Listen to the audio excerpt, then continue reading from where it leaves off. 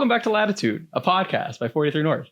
If you are new, hey, hi, hello. Thank you for coming. Please sit down. We have juice, snacks, and free Wi-Fi, so please do stay. If you are a returner, thank you for coming back and supporting the pod. My name is Jeremy Jones. I am the Senior Platform Manager here at 43 North, and I'm here with Alex Killian. Alex Killian is a successful multi-hyphenate. He is a partner at Bold Ventures, the entrepreneur experience manager over at Endeavor, and also a board member of Bolder. So I'll start with Endeavor, and then I'll kind of go across your resume, and then I'd love for you to fill in all the blanks because I'm sure I'm going to butcher it. No, sounds great. Because you've kind of been everywhere. But Endeavor Global is possibly the largest global network of founders that there is, period. Started in 1999, predates your 500 startups of the world. And they also have a separate arm, which is the investment arm, Endeavor Catalyst, if I'm getting it correct. You got it. That's right. Heck yeah, man. And over 300 investments, 37 markets, and then 24 exits. And you guys also invested in Brex and Fig too? Yeah, the fund is incredible. And there's a lot of reasons why it's had so much success and has been in the, ranked as one of the top global investors. I think it's some crazy stat. 1 in 6 of the portfolio companies is a unicorn. 1 in 20 unicorns around the globe are Endeavor companies. And the fund is somewhat of a newer innovation for the organization. It's been around for, I think we're now 27 years, launched in South America initially. We're now in, I think it's 35 countries, 45 offices, something along those lines around the globe. Man. And so, we get to kind of have this doorway into an incredible network, but kind of based here in Buffalo and Rochester, expanding a little bit within the US. But yeah, it's one of the coolest networks I've ever been a part of. Oh my gosh. I really want to stop the intro and just go into a bunch of Endeavor stuff. But for both of our sakes, and for the off camera folks, I'll make sure that I'm not drawn and quartered later. All good. Let's talk about also partner at Bold Ventures too. Yeah. And like wellness being sort of at the center of your investment mandates as well, which is a pretty novel approach for venture. And then not to mention Bolder kind of stacks on that by adding in BIPOC founders, women, veteran, and people from lower socioeconomic backgrounds as well. Yeah. Your resume is not only very large, but also pretty focused onto the community engagement aspect of venture capital. So if I could maybe take a step back and pivot, I would love to know about, I guess, how did it start with Bold, and also how did it start with Bolder, and then how did it start with you? Yeah. All a really cool journey. I can take credit for zero of it.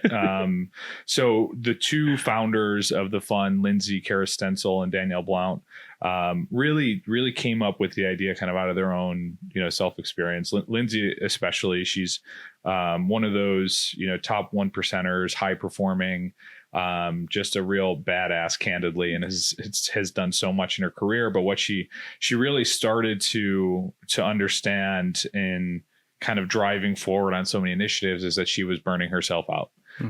She had a health scare. She's doing, great. It ended up not being as serious as she thought it was going to be, but it really led her to this like epiphany of, we really need to think about how founders' journeys are in the venture space and not necessarily kneel down to the hustle culture that is so prevalent, right? Like there's a balance.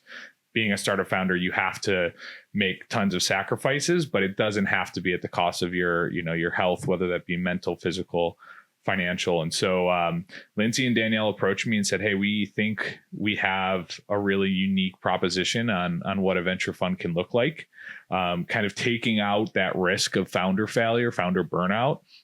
And the whole concept is, if we can take that piece out and maybe take failure rates from, 85, 90% in a portfolio, or 80% in a portfolio, depends on where, what stage you're investing, and maybe get it down to 60%, because now they're not failing because that founder is able to show up and be their best for their team.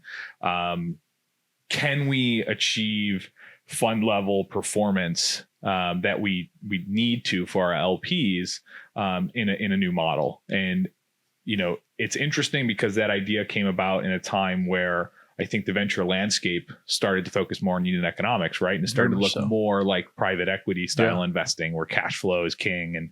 And so we just happened to be coming along at that same time where, we would love to have an Uber in our portfolio, but we think we can live on what we say internally, like doubles and triples. And can we have lower failure rate, a bunch of really strong wins that are returning 5, 6, 7x in the fund, and still produce, the 3x fund level performance that we need to in order to go raise successful, second and third fund. So the whole fund itself is built around that dynamic. We're investing in undercapitalized founders in the Rust Belt, and then Boulder, which is Bold Entrepreneur Resources, is a nonprofit that sits alongside to help be able to provide those resources to the founders, both ones we invest in and ones we don't invest in. That's non-dilutive to LP capital. So can we take care of mental, physical, financial well-being of founders in our geography and really just focus on that because we think it's important and we think it makes for a healthier ecosystem all around. Yeah, I think that you're really onto something right with that. And I mean, totally right. Like we've seen that disjointing, I think, of like the narrative about it went from grind culture, grow your growth rates to now we need to see profitability. We need to see, and we're making all of our valuation decisions based on EBITDA margin. And so, to take this shift and really focus on the qualitative aspect of that founder relationship that they have with themselves and with their team, I mean, it's a pretty forward looking step in my opinion. So I guess I would love to kind of know, because this also kind of gets me thinking about the idea that one of the larger reasons behind why companies fail is when the co-founders actually end up splitting up. Can you talk more about how you kind of work to develop that, that wellness around the team, and then also even maybe stoke those co-founder relationships? Hopefully it's already, a built product, but I'm assuming it's not always that easy. No. And the co-founder thing is always really tough, right? It's a key risk in the early stage. It's hard to predict. I think the best way to go about that is making sure there's like clearly defined roles and responsibilities. I mean, you'll oftentimes hear when starting a business, if it's, with friends, making sure that it's not split, 1/3, 1/3, 1/3 or 50/50, because at the end of the day, you still need somebody who has the final say so things don't come to a grinding halt. The mental, physical, financial, what would it be, wellness aspects play a part into that though, right? Like if they're in better headspace and taking care of themselves, hopefully, you're less likely to hit that breaking point. Obviously communication is so important along the way. As far as what we're doing, physically, we're still early in this journey. So like some of that is still evolving, but some of the things that we do, our team all has whoops, right? And when we invest in a company, we provide whoops to the founders as well. And the reason we do that is because there's a level of accountability. So my whoop, obviously captures my data, but I'm in a team with the 3 other founders of Bold, right? All 4 partners have whoops, and we check them. Like you're not checking what the person's doing in a minute to minute. It doesn't share that level of data, but it'll say like, wow, your recovery was really bad today. It's, out of 100%, you're a 2%. Are you doing okay? Are you feeling sick? And it just starts the conversation of, can I take workload off of you? Or the conversation of no, like this is what's going on in my life. And like that ability to kind of break down, the what is typical of, I'm doing fine, and just kind of putting your head down and trying to move the mountain yourself. It's been really, really eye-opening. And so we encourage that with our founders. Sometimes it's just, hey, I was out, drinking. I was at an Endeavor event in Denver and the altitude plus alcohol plus no sleep led me to 2%. And I feel like a raccoon, just picking up trash in the morning. But sometimes it's more than that. Right. And so the other thing, there's a company we looked at investing in who had a presence in the US, but the founder's originally from the US. She's now based, I think, in the Netherlands, somewhere in Europe. And we didn't end up investing, but her product is really interesting. It's called Unplugged. And the whole premise is that it's a little thing on your keychain that you lock yourself out of certain stuff on your phone to be able to be more present. Right. And there's obviously ways to get around it in an emergency. But, I think like those types of, if you have family at home or, a significant other, or just need a break, like it's really hard nowadays to step away from your phone. It can be really demanding. So how can we give them tools to kind of force that habit, a little bit. And it's just really interesting. So we're learning as we go.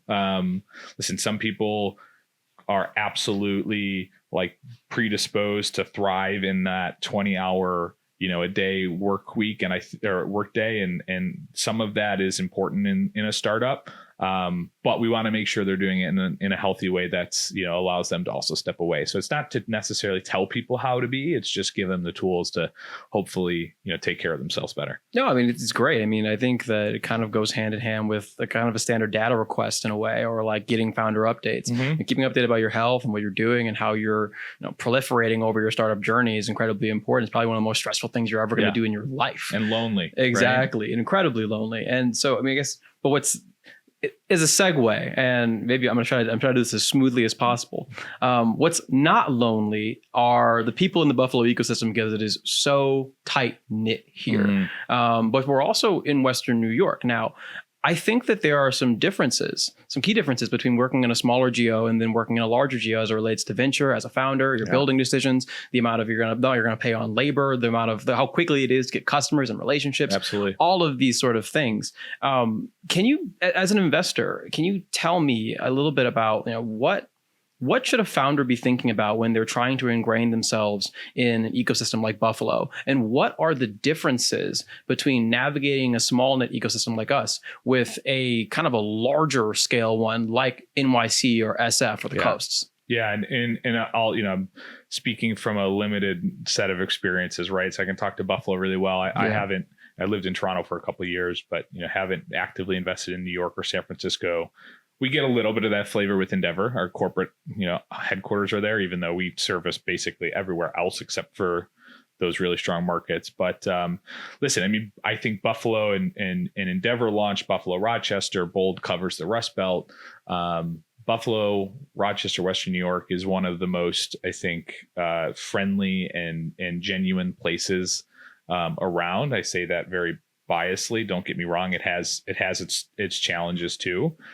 So I think from a startup perspective for founders, especially, 42 North founders coming here, like leaning in and just getting involved in the community opened so many doors. It's incredible how many people genuinely just want to help and see you succeed. I think that's a challenge for our ecosystem as well. I think there's like some level of fragility to it where we're, our startup journey is now 10 plus years, but it's still relatively nascent. And I think there's a level of, people don't want to maybe sometimes give that hard feedback that's needed for a founder. I think we have a ton of founders here who are brilliant and maybe still working on the business that other places in the world, San Francisco, they would have gotten to. It's either going to be successful or a failure much sooner. And maybe they should be working on their second, iteration, the next business, but they're still working and plugging away. And some of that goes to like low cost of capital, low labor costs. I think eventually we don't have enough funds here. So eventually you need to build your network, both in Buffalo, but then trying to extend it outwards. You guys are doing an incredible job of bringing in folks during, throughout the year, but especially the finals week, you have so many folks coming in who are starting to look at Buffalo as an investment opportunity now. There's still tons of value. There's, talent abound. I'm a believer in that, right? Like talent is distributed evenly. Opportunity isn't always. And so I think you can find, and ACV auctions prove this, there's a number of other startups that are in our ecosystem right now that, maybe haven't gotten on, call it the Main Street's radar, but I think are going to, be up there with ACV auctions as this household name. I think leaning in, I think the Midwest in general is a lot like that, as I've come to find. As a Detroiter, as a native Detroiter, I cannot agree with you more. And I think that that's really maybe the underlooked value of the ecosystems kind of like this. It's that there are lots of great opportunities to be on the coast. Obviously, there's more funding options out there, and then you have close proximity to universities and whatnot.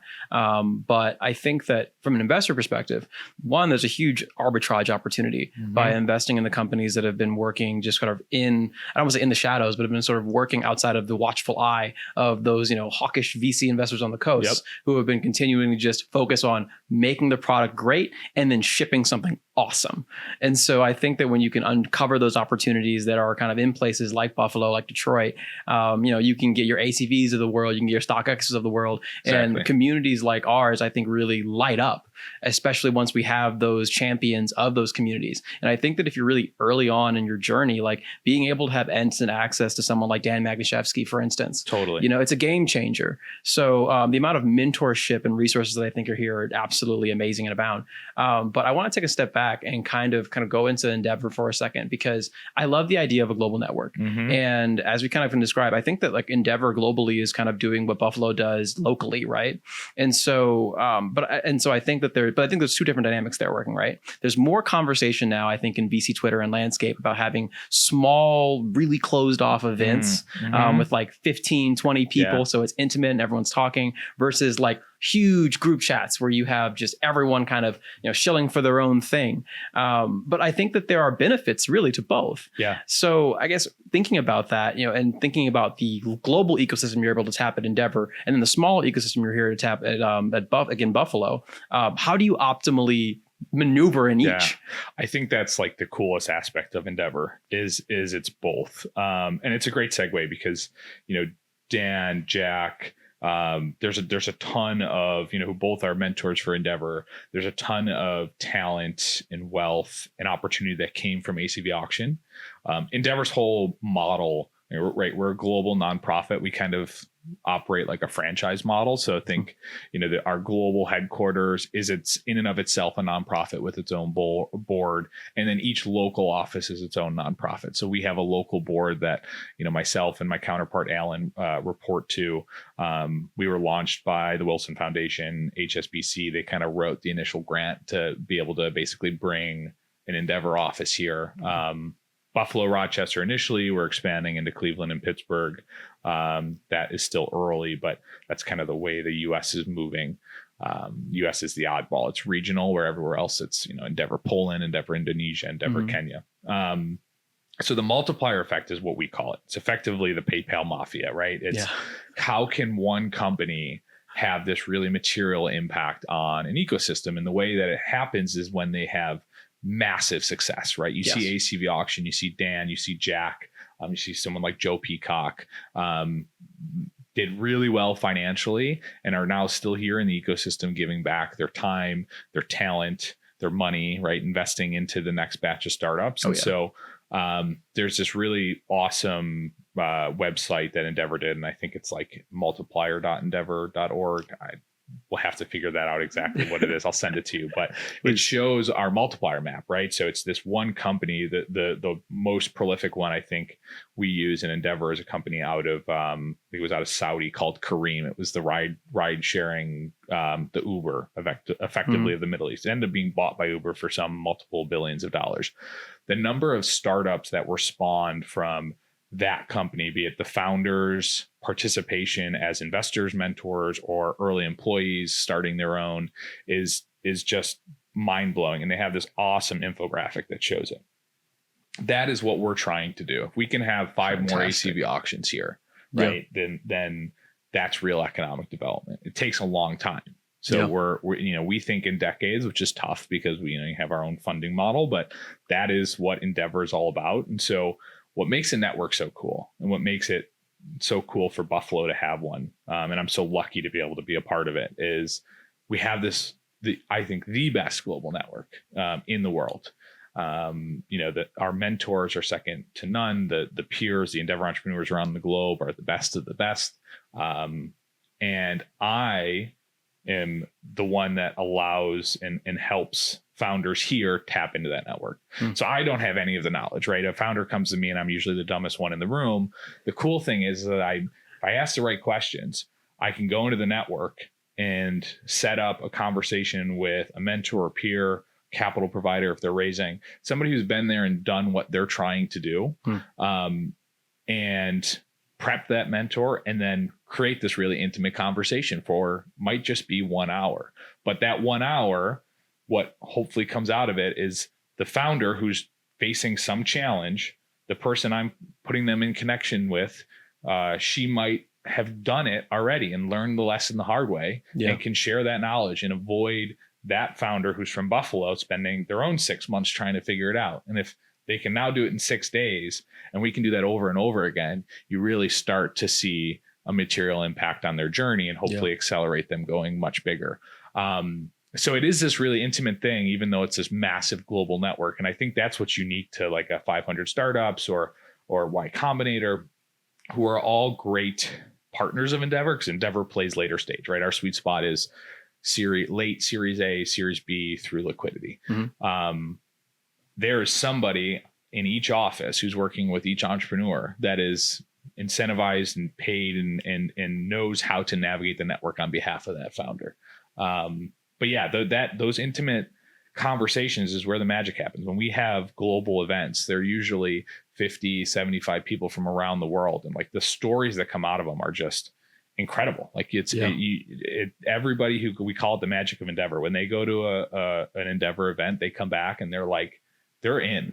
And so how do we get our founders there? That's always our challenge of like, hey, just trust us. It's not going to cost you any money to engage with Endeavor, but like trust us that it's worth your time, because that's what we're always competing against. Everyone's busy. It's interesting. I have probably questions long enough for an hour-long podcast, but I've been told that I'm not Joe Rogan today. I hope to never actually inhabit the skin, but either way, I want to know a little bit more about how we can engage with you. For bold ventures, how am I going to engage with you? What kind of founder are you looking for? What's the criteria? And then if I graduated from Bold and I'm doing great and it's time to talk to you about Endeavor, how does that conversation look like? Great question. So Bold, we're looking at, I'll call it sector agnostic. We are almost open to just about any business other than like a pure life science, just because we have no expertise. If it's a drug development, it wouldn't be helpful at all. Rust Belt, as I described, though, there's some flexibility in that. We're looking at undercapitalized founders, so we think of that as women-led, Black-led, veteran-led, low-income census tracts. The Rust Belt is prolific in having low-income census tracts. It's a CDFI definition, but just means places that have been overlooked and underinvested in for a long time. I will say we're always open to a conversation, because I get to wear two hats, and part of which is Endeavor. And so, if I can find a way to materially impact, whether that be writing a check or making an introduction, I'm always happy to do so. On the Endeavor front, like I said, we are later stage. 43 North has been incredible. I think there's something like of the founders that have been selected either at our international level, which is the last step, Endeavor Entrepreneurs is what we call them, or this national program, which is specific to the US. It's a step before. I want to say we have almost 40% are 43 North invested, portfolio companies. It's just a great natural transition from, a year or two outside of 43 North. Companies are starting, to hit that 2 to 10 million in revenue. That is where we really want to start getting involved. But we take the approach of let's get involved early, right? Like I'm not doing my job if I'm talking to you for the first time when you're going out to raise your Series B. That might be a great time for Endeavor for us to take you all the way through a selection process, but it's going to be really hard for me to convince you to carve out some time for us to have a conversation and then take you through the selection process. But yeah, we're here to help. We don't take equity. We have a fund. The fund is rules-based only for Endeavor entrepreneurs. It's simply you've passed selection. You're raising a up round from a tier one investor. It's not insider-led. Checks all the boxes. They can co-invest alongside whoever's leading your round. It's our long-term sustainability play for the local and global offices. But on a day-to-day, not taking equity, not investing. I'm truly here just to help you, because our board and the launch sponsor said this is important. And so I kind of get to sit in this chair and say, how can I be helpful for no other reason than someone else is paying my salary to do so. And it's pretty fun. Okay. I want to, thank you for everyone for tuning in. Alex, the fact that you're able to sort of sit in this position as a arbiter of help, wisdom, checks, relationships, whatever. That is, I think, center to what makes you a great addition to our ecosystem and a pillar, really, of the community. Thank you. I don't say that lightly, a pillar of the community, but really, really and truly, like, thank you for joining. Thanks for being on the pod today. And also thank you for all that you do in the community. We've mentioned 43 North a couple of times in this conversation. This conversation was more or less for us to talk about the ecosystem, but later on, if you're interested, hit us up at 43north.org and get more information about everything that we're doing and how we're working together with Endeavor to build the best future in Buffalo. All right. Peace. Thanks, Jeremy. Thank you.